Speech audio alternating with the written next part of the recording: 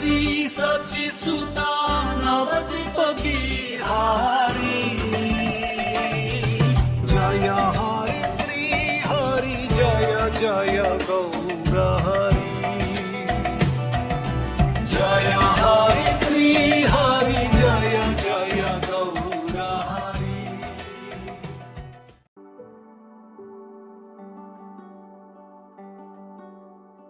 बंगाल के सारे भक्त क्रमशः जगन्नाथपुरी पहुंचने लगे। उस समय कुलीन ग्राम के निवासी भी श्री चैतन्य महाप्रभु से भेंट करने के लिए पहली बार आए। अंततोगत्वा नरहरि दास तथा खंड के सारे निवासी शिवानंद सेन सहित आए और श्री चैतन्य महाप्रभु उन सब से मिले।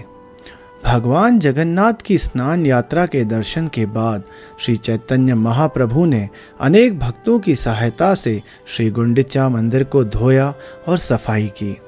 इसके बाद समस्त भक्त सहित श्री चैतन्य महाप्रभु ने रथ यात्रा का दर्शन किया। चैतन्य महाप्रभु ने रथ के आगे स्वयं नृत्य किया और नृत्य के बाद एक बगीचे में गए। उस बगीचे में श्री चैतन्य महाप्रभु ने राजा प्रताप रुद्र पर कृपा की। इसके बाद जब बंगाल के भक्तगण अपने घरों को लौटने वाले थे तो महाप्रभु ने लगभग सबों को अलग अलग आदेश दिए। श्री चैतन्य महाप्रभु बंगाल के सारे भक्तों से प्रतिवर्ष मिलते रहना चाहते थे। अतएव महाप्रभु ने आज्ञा दी कि वे प्रतिवर्ष रथ यात्रा का दर्शन करने आया करें। सार्वभौम भट्टाचार्य के घर भोजन करने के लिए श्री चैतन्य महाप्रभु आमंत्रित किए गए। जब महाप्रभु सुस्वादु भोजन कर रहे थे तो सार्वभौम भट्टाचार्य के जमाता ने उनकी आलोचना करी। इसके कारण शाठी की माता ने उसे शाप दे दिया कि शाठी विधवा हो जाए। दूसरे शब्दों में उसने अपने जमाता को मर जाने का शाप दे डाला। साल के अंत में बंगाल के सारे भक्त अद्वैत आचार्य के साथ पुनः श्री चैतन्य महाप्रभु का दर्शन करने आए। निस्संदेह जगन्नाथपुरी जाने के लिए भक्तों की भारी भीड़ उमड़ रही थी। जब बंगाल के सारे भक्त आ गए तो श्री चैतन्य महाप्रभु ने सबको रहने का स्थान दिया और शिवानंद सेन को उनकी देख रेख का भार सौंप दिया। शिवानंद सेन तथा भक्तों के साथ एक कुत्ता आया था जो इतना भाग्यवान निकला कि श्री चैतन्य महाप्रभु के चरण कमलों का दर्शन करने के बाद वह मुक्त हो गया और भगवत धाम वापस चला गया। वाराणसी जा रहे सार्वभौम भट्टाचार्य से मार्ग में सभी लोग मिले। जगन्नाथपुरी आकर सारे वैष्णव श्री चैतन्य महाप्रभु से मिले। बाद में सभी भक्तों को साथ लेकर श्री चैतन्य महाप्रभु ने जल क्रीड़ा की। सबसे पहले महाप्रभु ने गुंडिचा मंदिर को बारीकी से धोया। उसके बाद सब भक्तों ने रथ यात्रा उत्सव एवं रथ के आगे महाप्रभु के नृत्य का दर्शन किया। जगन्नाथ मंदिर से गुंडिचा के रास्ते में पड़ने वाले बगीचे में श्री चैतन्य महाप्रभु ने विविध लीलाएं करी। कृष्णदास नामक एक ब्राह्मण ने श्री चैतन्य महाप्रभु का अभिषेक किया। गुंडिचा मंदिर में नृत्य करने के बाद महाप्रभु ने भक्तों के साथ जल क्रीड़ा की और हेरा पंचमी के दिन उन सब ने लक्ष्मी देवी के कार्यकलापों का दर्शन किया। कृष्ण के जन्म दिवस जन्माष्टमी को श्री चैतन्य महाप्रभु ने ग्वाल बाल का वेश बनाकर दही के मटकों से युक्त एक भंगी धारण की तथा एक लाठी को घुमाई। इसके बाद श्री चैतन्य महाप्रभु ने गौड़ देश अर्थात बंगाल से आए सारे भक्तों को विदा किया। महाप्रभु सदा साथ रहने वाले अपने अंतरंग भक्तों के साथ सदैव कीर्तन करते रहे। वृंदावन जाने के लिए महाप्रभु पहले गौड़ देश गए। रास्ते में राजा प्रताप रुद्र ने महाप्रभु को प्रसन्न करने के लिए अनेक प्रकार से सेवाएं की। बंगाल होकर वृंदावन जाते समय एक घटना घटी जिसमें पूरी गोसाई का वस्त्र उनसे बदल गया। श्री रामानंद राय महाप्रभु के साथ साथ भद्रक नगर तक गए। जब श्री चैतन्य महाप्रभु वृंदावन जाते हुए विद्यानगर पहुँचे तो वे सार्वभौम भट्टाचार्य के भाई विद्यावाचस्पति के घर पर रुके। जब महाप्रभु सहसा उनके घर पहुंचे तो वहां लोगों की भारी भीड़ जमा हो गई। लोग लगातार 5 दिनों तक महाप्रभु का दर्शन करने आते रहे और उन्हें कोई विश्राम नहीं मिल रहा था। अतएव भीड़ के भय से महाप्रभु ने रात्रि में ही प्रस्थान कर दिया और वे कुलिया नामक ग्राम में चले गए। कुलिया ग्राम में महाप्रभु का आगमन सुनकर हजारों लोग उनका दर्शन करने आए। इस समय श्री चैतन्य महाप्रभु ने जो विशेष कार्य किए उनमें देवानंद पंडित पर कृपा करना तथा गोपाल चापल नामक ब्राह्मण जिसने श्रीवास ठाकुर के चरण कमलों के प्रति अपराध किया था उसको क्षमा प्रदान करना मुख्य है। अनेक नास्तिक तथा निंदक भी आए और महाप्रभु के चरण कमलों में गिर पड़े। महाप्रभु ने उन्हें क्षमा की और उनको कृष्ण प्रेम प्रदान किया। जब श्री नरसिंहानंद ब्रह्मचारी ने सुना कि श्री चैतन्य महाप्रभु वृंदावन जाएंगे तो वे अत्यंत प्रसन्न हुए और मन ही मन उस मार्ग को सजाने लगे। सर्वप्रथम नरसिंहानंद ब्रह्मचारी ने कुलिया नगरी से शुरू होने वाली एक चौड़ी सड़क का चिंतन किया। उन्होंने पुनः इस सड़क को रत्नों से सजाया और उसके ऊपर डंठल रहित फूलों की एक सेज बिछाई।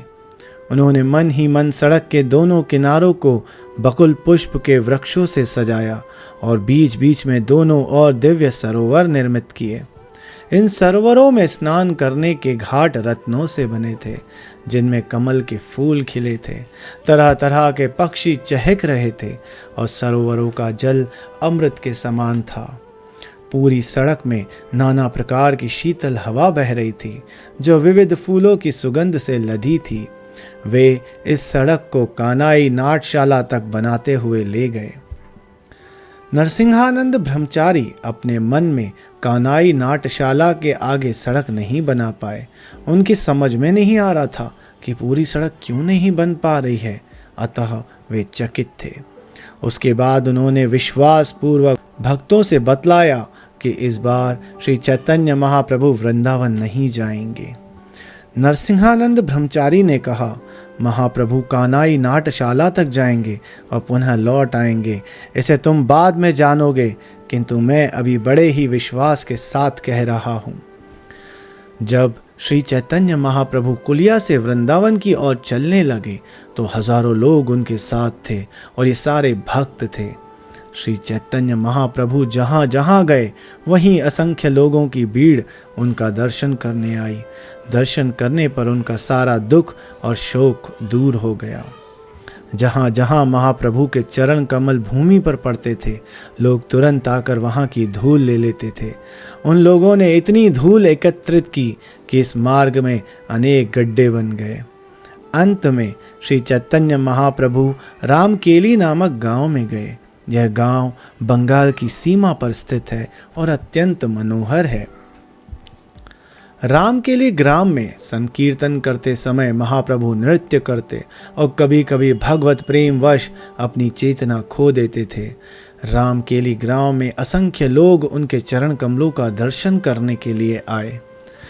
जब बंगाल के मुसलमान राजा ने सुना कि श्री चैतन्य महाप्रभु के प्रभाव से असंख्य लोग आकृष्ट हो रहे हैं तो वह अत्यंत विस्मित हुआ और इस प्रकार कहने लगा, बिना कुछ दान दिए ही जिस व्यक्ति को इतने लोग अनुसरण कर रहे हों वह निश्चय ही ईश्वर का दूत होगा। मैं निश्चित रूप से ऐसा समझता हूँ। उस मुसलमान राजा ने अपने काजी को आदेश दिया, इस हिंदू ईश्वर के दूत को ईर्ष्यावश तंग मत करना। यह जहाँ भी जो कुछ चाहे उसे करने दिया जाए। जब मुसलमान राजा ने अपने सहायक केशव छत्री से श्री चैतन्य महाप्रभु के प्रभाव के बारे में जानना चाहा तो उसने महाप्रभु के बारे में सब कुछ जानते हुए भी बात टालने के लिए चैतन्य महाप्रभु के कार्यकलापों को कोई महत्व नहीं दिया। केशव छत्री ने मुसलमान राजा को बतलाया कि चैतन्य महाप्रभु एक सन्यासी है जो विभिन्न तीर्थ स्थलों की यात्रा कर रहे हैं, अतएव कुछ एक लोग ही उन्हें देखने आते हैं। केशव छत्री ने कहा, आपका मुसलमान सेवक ईर्ष्यावश उनके विरुद्ध षड्यंत्र कर रहा है। मेरे विचार से उनमें अधिक रुचि लेना आपके लिए लाभप्रद नहीं होगा, प्रत्युत इससे नुकसान ही हो सकता है।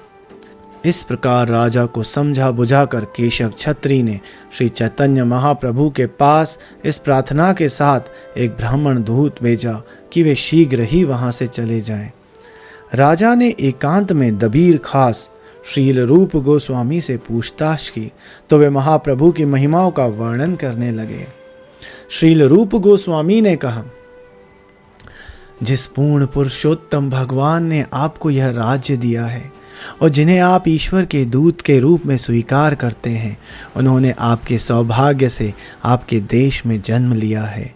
यह ईश्वर के दूत सदैव आपके मंगल के आकांक्षी हैं। उन्हीं की कृपा से आपके सारे कार्य सफल होते हैं। उनके आशीर्वाद से आपकी सर्वत्र विजय होगी। आप मुझसे क्यों पूछ रहे हैं? आप अपने मन से क्यों नहीं पूछते?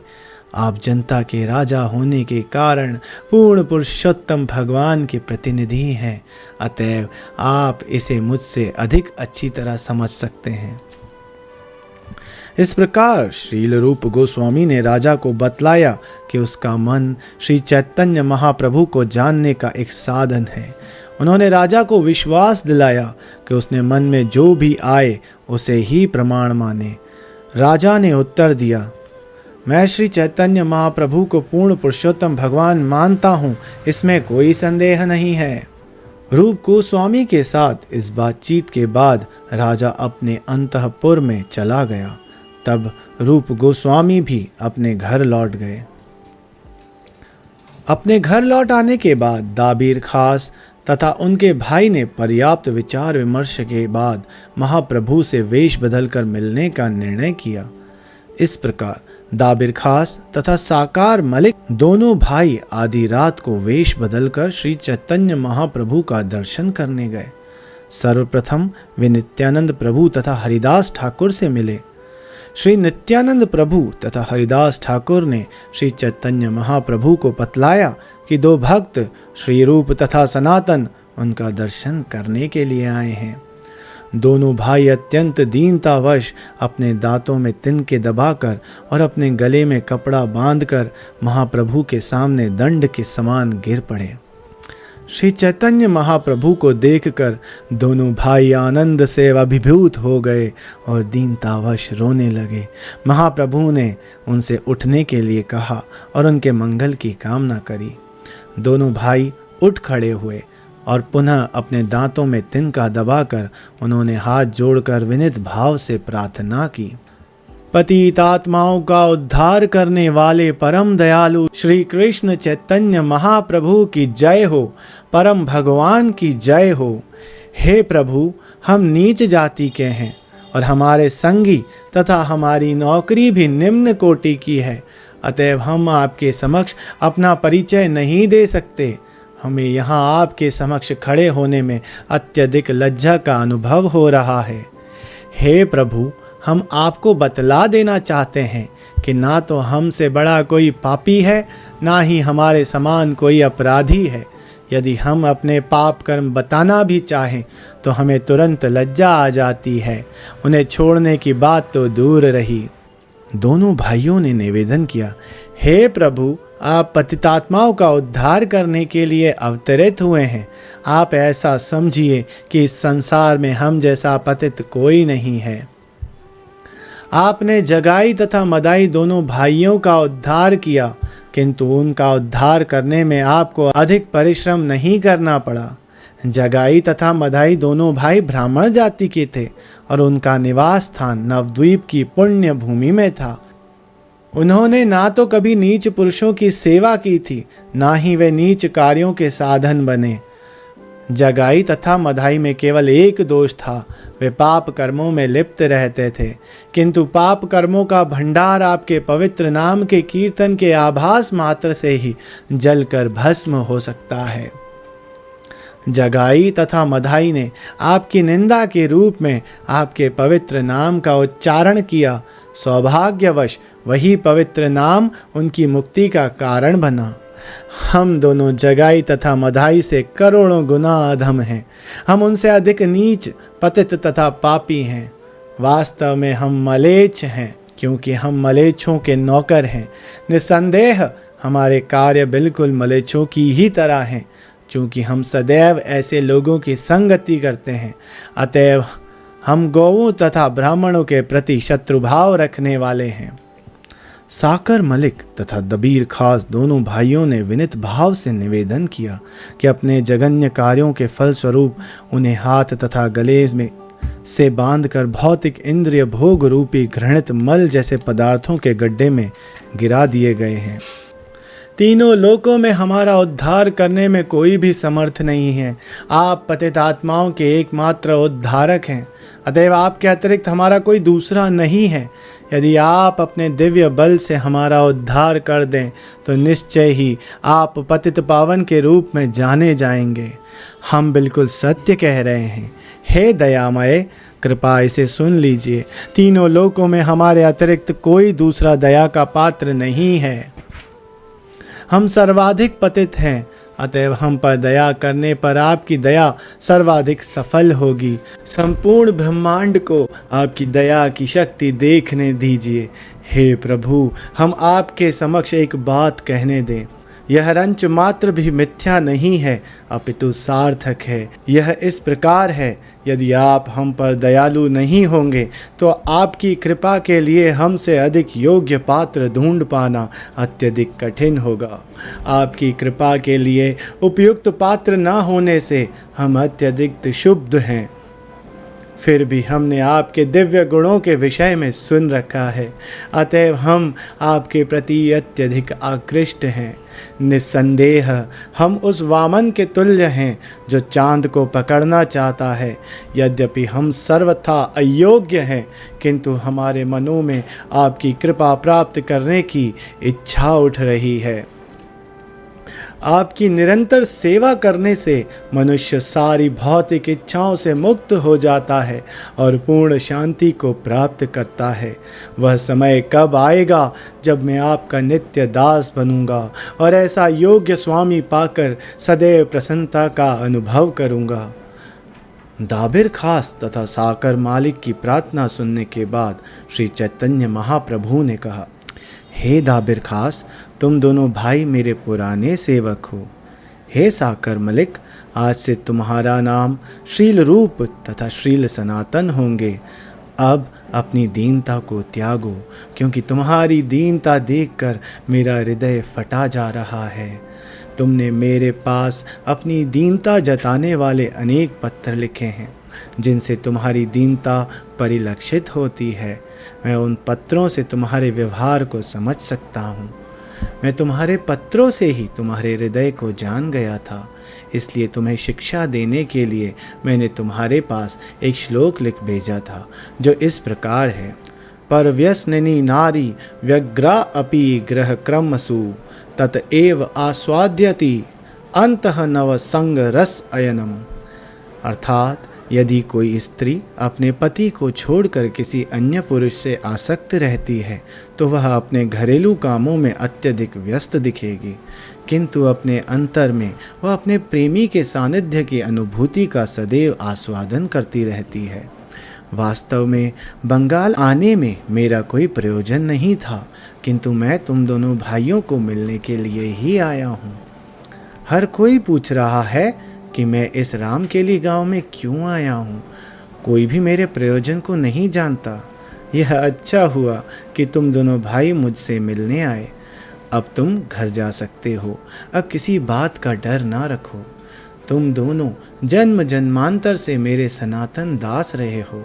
मुझे विश्वास है कि कृष्ण शीघ्र ही तुम्हारा उद्धार करेंगे। तब महाप्रभु ने उन दोनों के सिरों पर अपने दोनों हाथ रख दिए और दोनों ने तुरंत ही अपने अपने मस्तक पर महाप्रभु के चरण कमलों को रख लिया। इसके बाद महाप्रभु ने उन दोनों को अपने आलिंगन में ले लिया और वहाँ पर उपस्थित सारे भक्तों से अनुरोध किया कि वे उन पर दयालु हों और उनका उद्धार करें।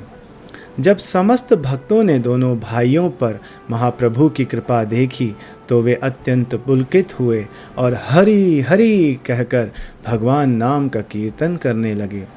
महाप्रभु के सभी वैष्णव पार्षद वहाँ उपस्थित थे, जिनमें नित्यानंद प्रभु, हरिदास ठाकुर, श्रीवास ठाकुर, गदाधर पंडित, मुकुंद, जगदानंद पंडित, मुरारी तथा वक्रेश्वर सम्मिलित थे।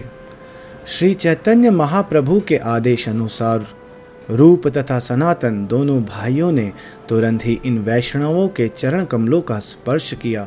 वे सभी अत्यंत प्रसन्न हुए और उन्होंने दोनों भाइयों को महाप्रभु की कृपा प्राप्त होने पर बधाई दी।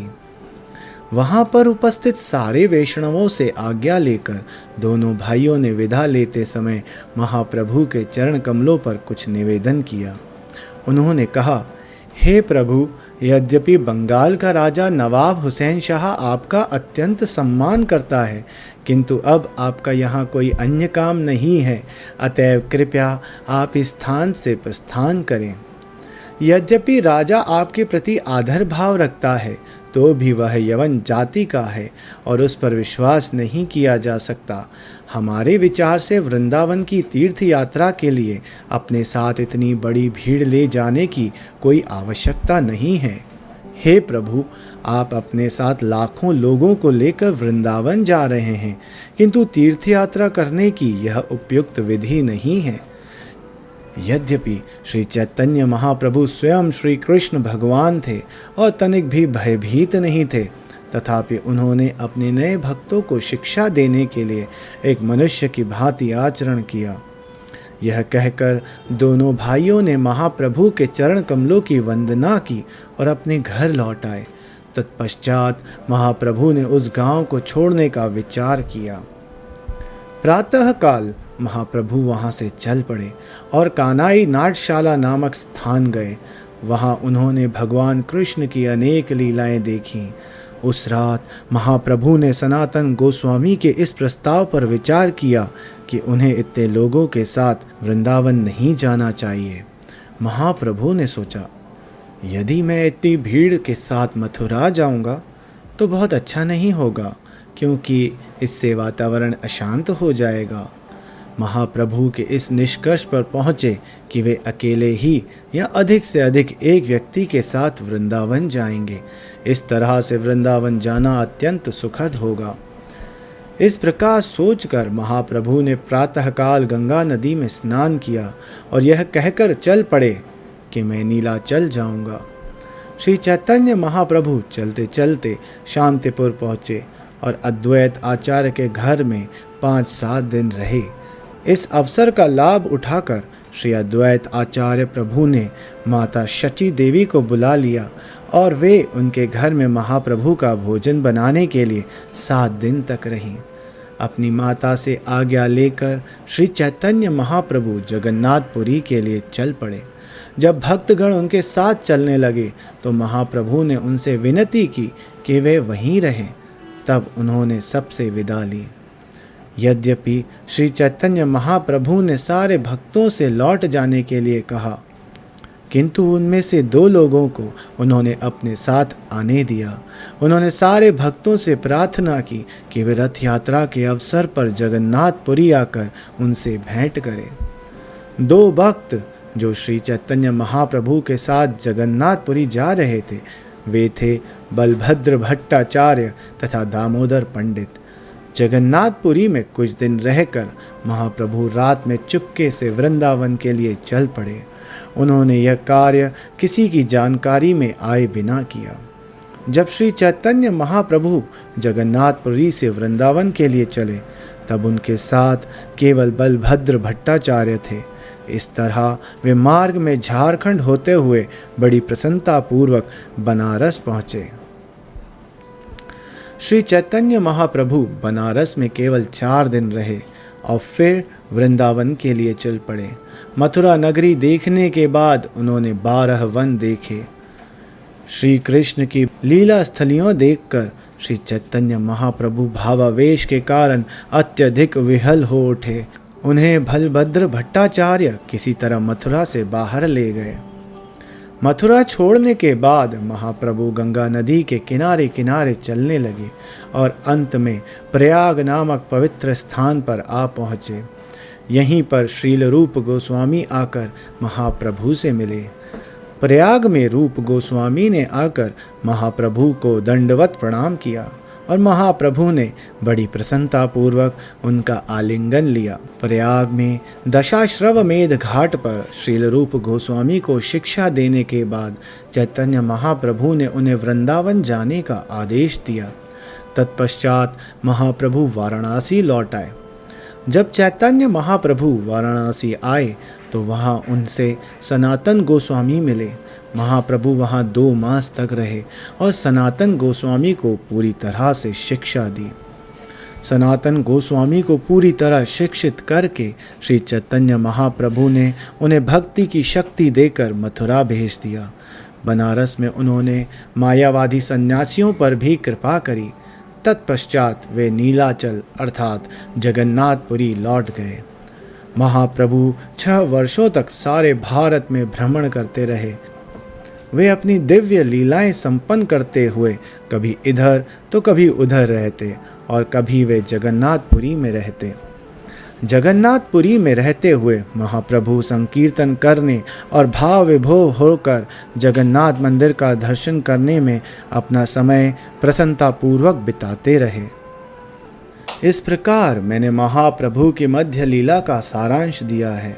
हे भक्तों, कृपया अब महाप्रभु की अंतिम लीला का सारांश सुनो, जो अंत्य लीला कहलाती है। जब महाप्रभु वृंदावन से लौटकर जगन्नाथपुरी आ गए तो वे वहीं पर रहे और 18 वर्षों तक कहीं नहीं गए। इन 18 वर्षों में बंगाल के सारे भक्त प्रतिवर्ष उनसे जगन्नाथपुरी में आकर मिलते रहे। वे वहाँ लगातार 4 महीने रहते और महाप्रभु के संग का आनंद लूटते। जगन्नाथपुरी में श्री चैतन्य महाप्रभु निरंतर कीर्तन और नृत्य करते। इस तरह उन्होंने संकीर्तन लीला के आनंद का आस्वादन किया। वे सब पर, यहाँ तक कि नीच से नीच व्यक्ति पर भी अपनी अहेतुकी कृपा अर्थात शुद्ध भगवत प्रेम प्रकट करते। जगन्नाथपुरी में चैतन्य महाप्रभु के साथ रहने वालों में पंडित गोसाई तथा अन्य भक्त यथा वक्रेश्वर, दामोदर, शंकर तथा हरिदास ठाकुर थे। महाप्रभु के साथ जो अन्य भक्त रह रहे थे उनके नाम थे जगदानंद, भगवान, गोविंद, काशीश्वर, परमानंद पुरी तथा स्वरूप दामोदर। श्री रामानंद राय तथा जगन्नाथपुरी के निवासी अन्य भक्तगण भी महाप्रभु के साथ स्थायी रूप से रहते थे।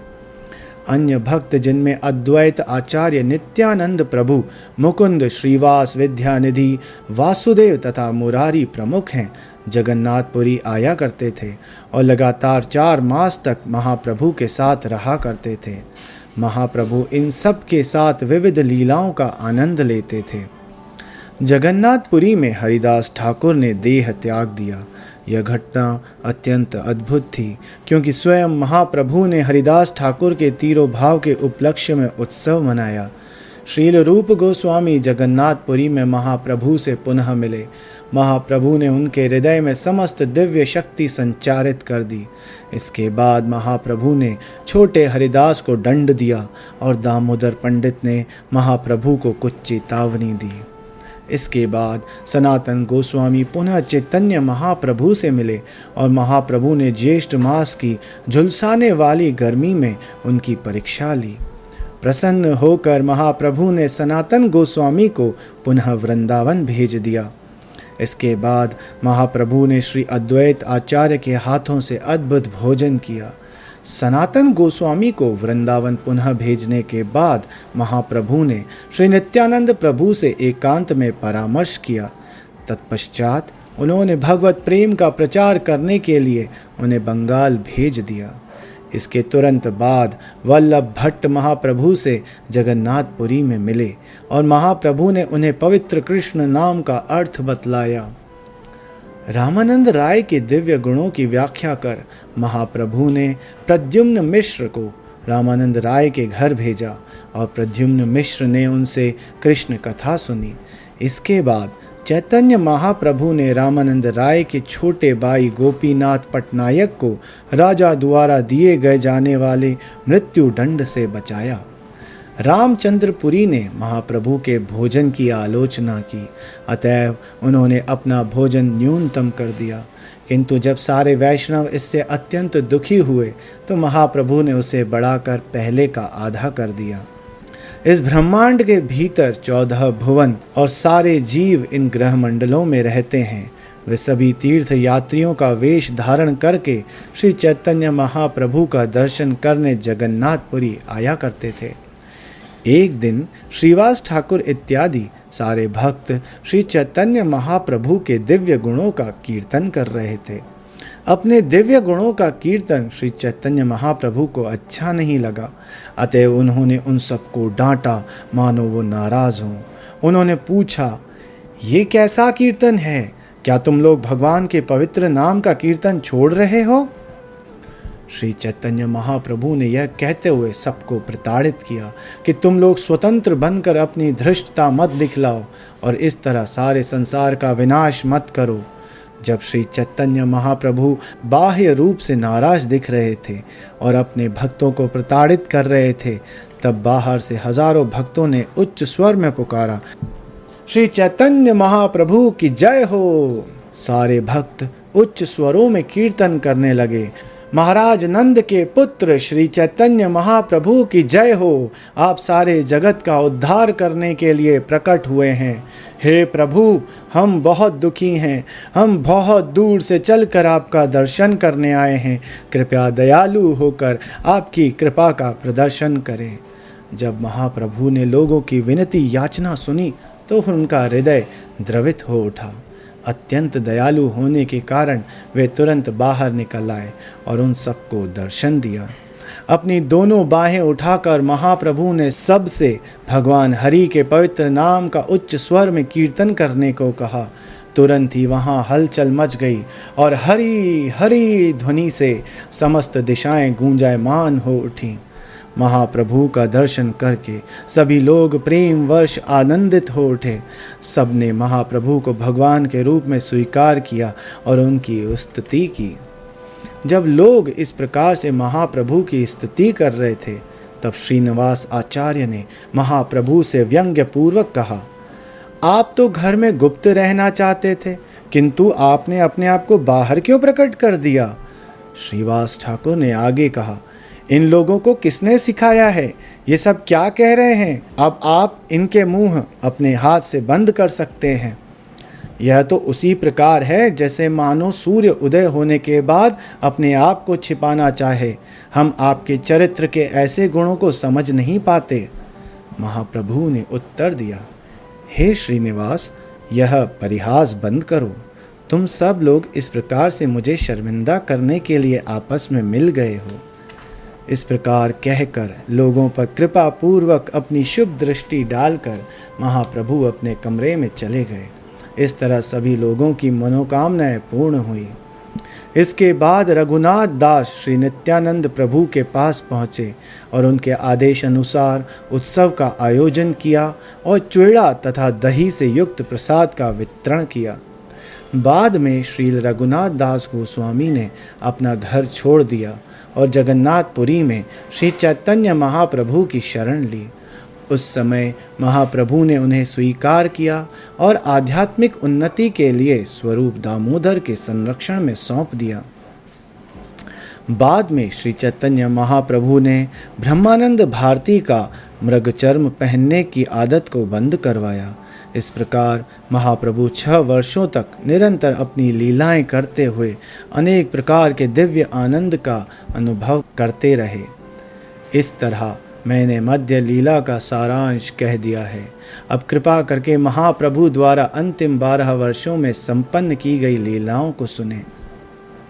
श्री रूप तथा श्री रघुनाथ के चरण कमलों की वंदना करते हुए एवं सदैव उनकी कृपा की कामना करते हुए मैं कृष्णदास उनके चरण चिन्हों पर चलते हुए श्री चैतन्य चरित्रामृत का वर्णन कर रहा हूँ।